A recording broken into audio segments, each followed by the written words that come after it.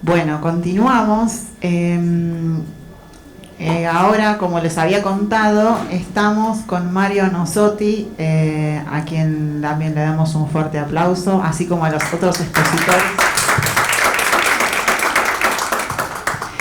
Bueno, Mario nos va a hablar sobre lo que les comenté de Juan L. Ortiz, sobre este episodio en la vida de Juan L. Ortiz.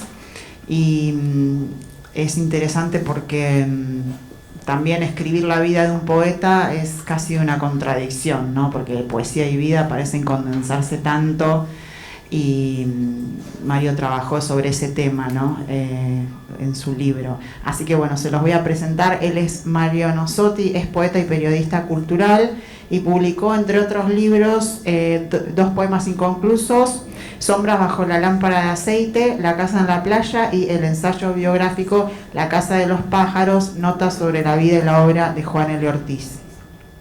Y entre 2004 y 2006 editó la hoja de poesía de Música Rara, que también se encuentra en el acervo de la biblioteca.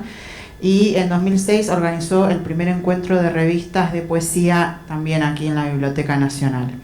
Y el año pasado salió en España El paso de unas nubes, que es una antología de su obra poética, y también hace unos meses la biografía del poeta Edgar Bailey, La música vendrá, por editorial Gog y Magog. Así que bueno, muchas gracias. Gracias. Bueno, no sé si quieren acercarse, ya que somos poquitos, no están allá. Bueno,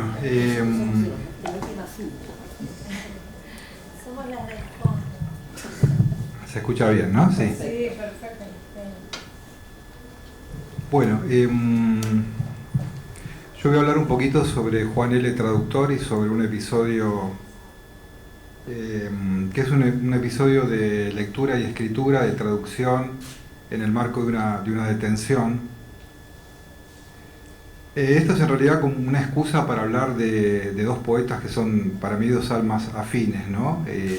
Y a los que sus convicciones políticas condicionaron e impulsaron de diferentes modos.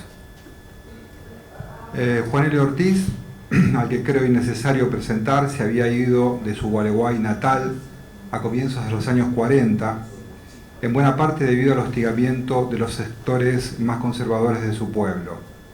Su militancia de izquierda, militancia juvenil que compartió con amigos y que derivó en una divertida épica pueblerina, le había ganado, sin embargo, enemigos concretos.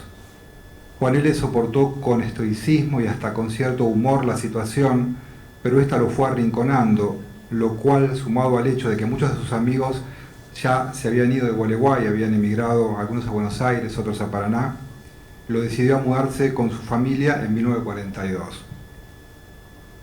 Si su poesía sutil, su atención al entorno y su misma presencia acentuaron la imagen del poeta etéreo y apartado, en sus poemas es constante también la mirada sobre los que sufren, sobre los olvidados, y esa tensión genera un contrapunto donde la plenitud se encuentra tarde o temprano interdicta o acechada. Si bien su militancia partidaria fue esporádica, su vinculación con la izquierda y su fama de poeta comunista lo acompañó hasta el final. En 1957 viajó a China y Rusia en una delegación cultural financiada por el PC junto a Bernardo Cordon, Juan José Sebrelli, Carlos Astrada, Andrés Rivera y Raúl González Tuñón, entre otros.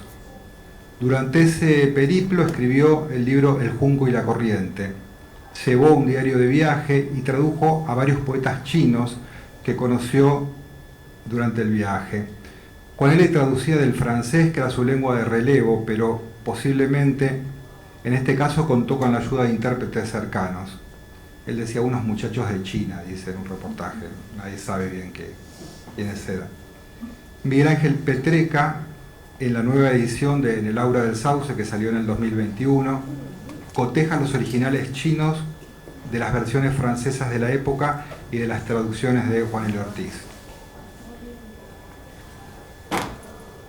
Antes de ese viaje a China, Ortiz es detenido y pasa preso varias semanas por razones políticas, al decir de su amigo Paco Urondo. En una crónica de 1974 aparecida en el semanario Primera Plana, la periodista Silvia Rudini vuelve sobre ese suceso. Dice, una poesía que las antologías pasan por alto, que seguramente ignoraban los policías que fueron a detenerlo al alba hace tiempo, acusándolo de extremista. Cuando el gobierno de Frondizi viró completamente sus objetivos, cuenta Rodolfo Alonso, el cimbronazo también alcanzó a Juan L. Ortiz. Fue detenido por perturbador y desde la cárcel anunció que estaba traduciendo a un poeta griego para Poesía Buenos Aires. Como muchos de ustedes quizás saben, Poesía Buenos Aires, dirigida y sostenida por Raúl Gustavo Aguirre, fue una revista fundamental que se publicó durante toda la década del 50. En la página, en la última página del número 25, aparecido en otoño de 1957, o sea, en la última parte de Poesía Buenos Aires, en una nota probablemente agregada a último momento se lee. De acá me hice la copia de la revista. Dice, hay una notita que no está firmada y dice, Juan L. Ortiz fue detenido. 2 camionetas policiales con 10 hombres armados fueron en busca del poeta. Le revisaron la casa. Tenemos orden de detenerlo por perturbador, explicaron. Ustedes son quienes perturban, contestó Juan. Les pagamos para que cuiden nuestra tranquilidad y ustedes hacen todo lo contrario, me dan lástima. En la cárcel tuvo varias visitas. Un ministro de la Intervención, amigos, vecinos, humildes del puro y grande poeta. ¿Cómo está, Juan? Y aquí me ve, contestaba sencillamente mientras ofrecía su mate chatito, ese mate famoso que debe tener como él una ponchada de años. De noche trabajó en la traducción de un joven poeta griego para Poesía Buenos Aires, comentó. Queremos que Juan L. nos mande esa traducción, nos mande también su abrazo, su manera de vivir, su rostro de hombre, y también su perdón para los que se callaron la boca, y para los que las que metieron en la cárcel su alma, sus colinas, su perro ya difunto, su corbatín, su río y el cielo de su patria. Bueno, ahí termina esta nota. Bueno, muchos años después de este suceso, varias décadas después, Aguirre le entregó a Rodolfo Alonso, otro poeta que también era parte del grupo de Poesía Buenos Aires, una serie de materiales que nunca se habían llegado a publicar en la revista. Entre esos materiales estaban las traducciones que Juan L. había hecho en la cárcel, publicadas finalmente en el número 1 del Diario de Poesía en 1986, o sea, 30 años después aproximadamente, como parte de un extenso dossier que se propuso y logró rescatar la figura y el trabajo del poeta entrerriano. Este es el texto, esta es la respuesta que dio Juan L. Ortiz a una cárcel injusta, dice Alonso en la nota que acompaña las versiones de Ortiz. Bueno, ¿cuál era ese poema que Ortiz había traducido en la cárcel? Se trata de Sonata del Claro de Luna, del poeta griego Yanis Ritsos. Yanis Ritsos es, junto a Giorgio Seferis y Odisías Elitis, quizá uno de los grandes poetas griegos del siglo XX. Su obra y su persona fueron objeto de múltiples persecuciones. En 1936 un dictador de derecha ordenó la quema de sus libros. En 1949, al terminar la guerra civil griega, fue arrestado y mantenido en un campo de detenidos hasta 1952. Y en el 67, un nuevo golpe militar lo confinó a la isla de Samos hasta 1971. De Ritsos, Juan L. también tradujo otros 2 poemas largos, La Ventana y El Árbol de la Prisión en las Mujeres, que me lo perdí. Bueno, ahora voy a hablar un poquito de Ortiz como traductor. Ortiz hizo de la traducción un ejercicio frecuente, sobre todo a partir de la década del 40, luego de su radicación en Paraná. En 1944 y 1945 marcan el momento más intenso de esa actividad. Además de las novelas Legión y Las Masacres de París de Jean Cassot y Los Hermosos Barrios de Luis Aragón, nombres claves de la resistencia francesa, publicados por la editorial Futuro en Buenos Aires. Muchas traducciones se perdieron y otras fueron publicadas en la prensa, especialmente en el Diario de Paraná, donde era un colaborador habitual, junto con el Diario El Litoral, ¿no? Estas traducciones y las colaboraciones las hacía bajo el seudónimo Alfredo Díaz y tuvo una columna que se titulaba Páginas, Notas y Poemas Poco Conocidos. Y también otra que se llamaba En la Naturaleza, donde tradujo a un conjunto de textos de la escritora francesa, una escritora casi desconocida entonces, de nombre Marie Colmont, que lo editó Eduner hace unos años. Es precioso el libro ese. Bueno, Ortiz tradujo poetas de distintos continentes, tenía una concepción universal de la poesía. Uno de los nombres que frecuentó y sobre el que escribió mucho fue el poeta rumano Hilari Boronca. El francés era la lengua de la cultura y fue tan central en las lecturas de Ortiz que acabó introduciéndose en el vocabulario de su poesía. Los que hayan leído la poesía de Juan L.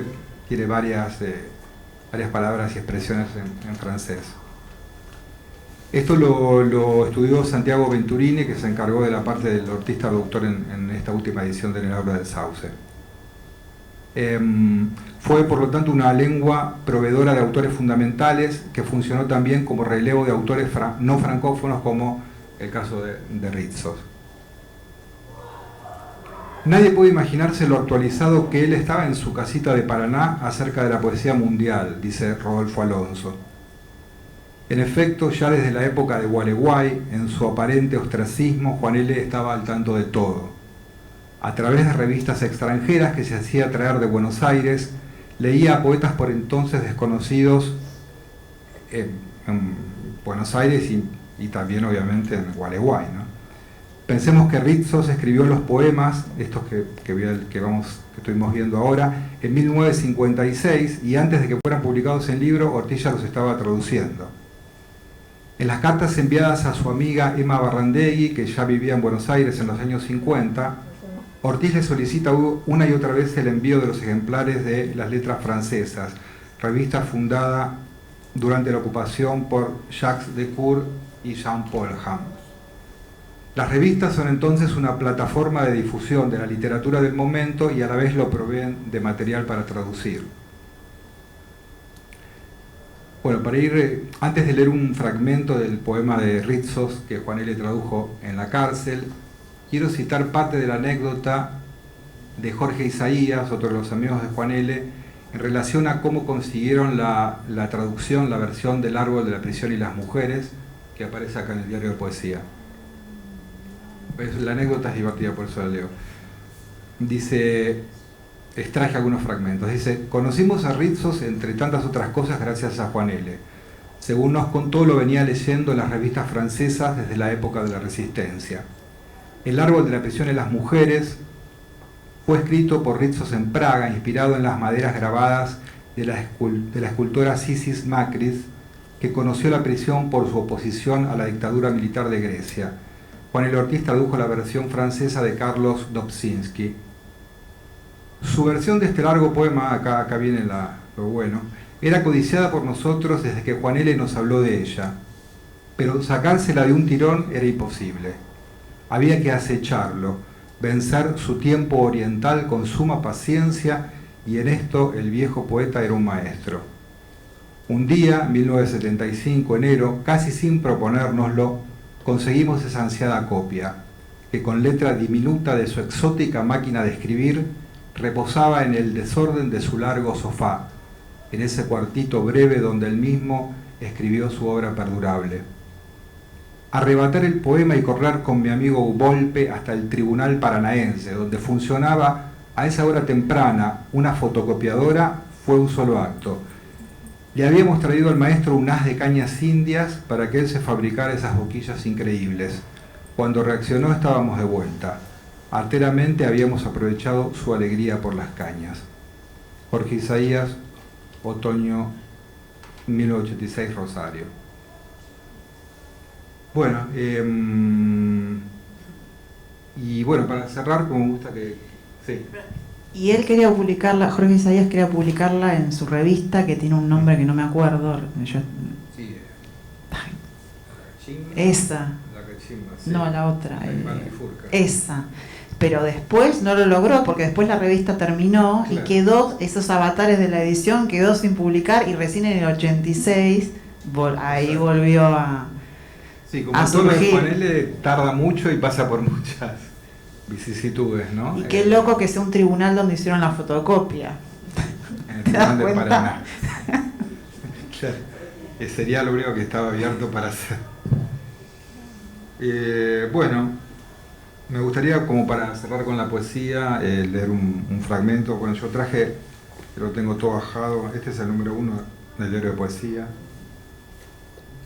que fue, bueno, como un rescate de Juan L. que se hizo, quedó como, después de casi 30 años de la aparición de la obra completa de él. Y Mario, vos en tu libro comentás que tu primera aproximación, si mal no entendí, fue justamente este dossier, ¿no? Sí, porque... O bueno, por lo menos un ingreso más amplio a conocerlo. Claro, sí, yo había escuchado algo de Juan L., había leído alguna cosa, pero en realidad era imposible, no se conocían sus libros, nada. Todavía no había sido editada la obra completa en un tomo, que se editó años después, o sea que no se podía conseguir. Y este dossier que le dedicó el diario realmente fue como un sacarlo un poco a la luz, y aparte fue muy interesante, había textos inéditos. Entre ellos Entre Diamante y Paraná, que es un poema rarísimo. Bueno, a ver si encuentro.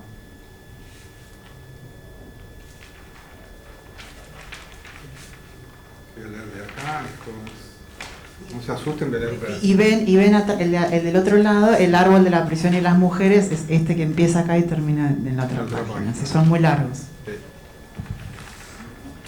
Y parece que usaron la letra de Juan L., porque... Sonata de Claro de Luna. Tienen los poemas de Rizos una introducción que es como algo medio teatral, que describe un poco una escena y después empieza el poema en sí, ¿no? Dice: noche de primavera, pieza grande de una vieja casa. Una mujer ya de edad le habla a un hombre joven. La luz está apagada y un implacable claro de luna entra por las dos ventanas. Me olvidaba decir que La Mujer de Negro ha editado 2 o 3 interesantes colecciones de poemas de inspiración religiosa. La Mujer de Negro, pues, le habla al hombre joven. Déjame ir contigo, que la luna, la de esta noche, la luna es buena, no parecerá que mis cabellos han emblanquecido. La luna devolverá su tinte de oro a mis cabellos. Tú no lo advertirás. Déjame ir contigo. Cuando hay claro de luna, las sombras se agrandan en la casa. Manos invisibles descorren las cortinas. Un dedo pálido escribe sobre el polvo del piano palabras olvidadas. No quiero oírlas. Calla, calla. Déjame ir contigo, un poco más abajo, hasta el cerco de la ladrillería, hasta el lugar donde la calle hace una curva y aparece la ciudad hormigoneada y aérea, encalada por el claro de luna, tan destacada e inmaterial, tan positiva como metafísica, que es posible al fin creer que uno ha existido o que no ha existido, que jamás ha existido, que jamás han existido el tiempo y su consumación. Déjame ir contigo. Iremos a sentarnos un rato en el banco de piedra, allá arriba en la colina, y mientras la brisa primaveral sople sobre nosotros, quizá hasta soñemos que alzamos vuelo, pues muchas veces, aún ahora, yo oigo el rumor de mi vestido, lo mismo que el rumor de 2 fuertes alas en pleno vuelo, y cuando uno es tomado por ese rumor de vuelo, siente firme el pecho, los flancos, la carne, y así estrechado entre los músculos del aire azul, en los robustos nervios de la altura, poco importa que uno llegue ya o que recién salga, poco importa tener los cabellos emblanquecidos. Y no es esto lo que me apena. Lo que me apena es que mi corazón no quiere ser del color de mis cabellos. Déjame ir contigo. Yo sé bien que todo hombre marcha solo hacia el amor, solo hacia la gloria, solo hacia la muerte. Yo lo sé, lo he gustado, y eso no sirve para nada. Déjame ir contigo. Esta casa está hechizada, me rechaza. Quiero decir que es demasiado vieja. Los clavos no resisten, los cuadros se caen como si se hundieran en el vacío. Los enlucidos se derrumban silenciosamente, como el sombrero del muerto que se cae de la percha y rueda en el corredor sombrío, como el guante gastado del silencio que se desliza de sus rodillas, o como una banda de luna que da sobre el viejo sillón destripado. Hubo un tiempo en que también él era joven. No hablo del retrato que mirabas con tanta desconfianza, sino del sillón. Se estaba cómodo ahí. Podía uno sentarse las horas y, cerrando los ojos, soñar cualquier cosa, con una playa lisa, húmeda, barnizada de luna, más lisa que mis viejos zapatos que llevo una vez al mes al lustrador de la esquina, y todavía con la vela de un pesquero que se desvanece en la lejanía, mecido por su propio hálito, vela triangular, como un pañuelo doblado en dos y diagonalmente, como si no tuviera nada que envolver o guardar, ni agitarse, desplegado en señal de despedida. Yo he tenido siempre debilidad por los pañuelos, no para guardar algo en ellos, simientes de flores, manzanilla recogida en el campo al atardecer, o para hacer un casquete con 4 nudos, como los obreros de la construcción de enfrente, o para enjugarme los ojos. Conservo bien la vista y nunca he usado anteojos. Es una simple manía la de los pañuelos. En el presente los doblo en 4, en 8, en 10 y 6, para ocupar en algo mis dedos. Y he aquí que justamente mi alma recuerda que era así como yo metía la música cuando iba al conservatorio. De delantal azul, cuello blanco y 2 trenzas rubias. 8, 16, 32, 64, llevada por la mano de un pequeño melocotonero amigo, todo florido de luz y de flores rosadas. Perdóname estas palabras, una mala costumbre.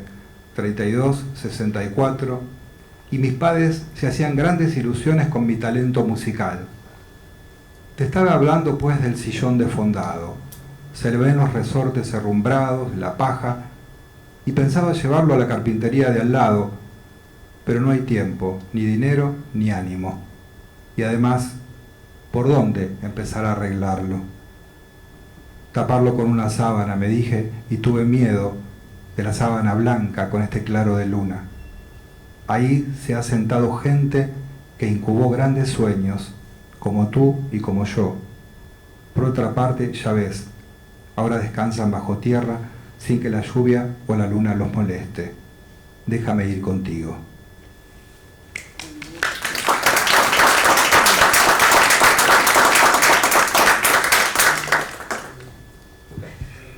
Se acabó.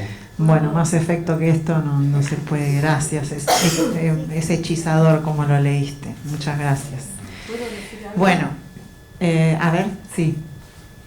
Yo soy entrerriana de Paraná y la verdad es que solíamos ir al río porque lo mejor que tiene Paraná es el río, es lo más lindo. Él vivía muy cerca del río y lo queríamos muchísimo. Y solíamos ir al río y recitábamos ese que decía, fui al río y lo sentía cerca de mí, lejos de mí. No me acuerdo todo, sí, ¿no? sí. Pero quería comentar, era muy querido, siempre agachadito, iba él ahí. Hermoso. Bueno, quería comentar que, bueno... Y después te fugaste de la cárcel. ¿Eh? Y después te fugaste de la cárcel. Porque ella nos va a contar de la fuga de la cárcel del Buen Pastor y va a ser otro momento. María, te cuento que hay una versión de ese poema que es de María Luce Sole y que se llama Fui a una manifestación. Entonces, lo que hace es cambiar la palabra río por manifestación. Entonces, fui a una manifestación y la sentía cerca de mí, dentro de mí. Y es hermoso, así que te lo recomiendo. Bueno, gracias.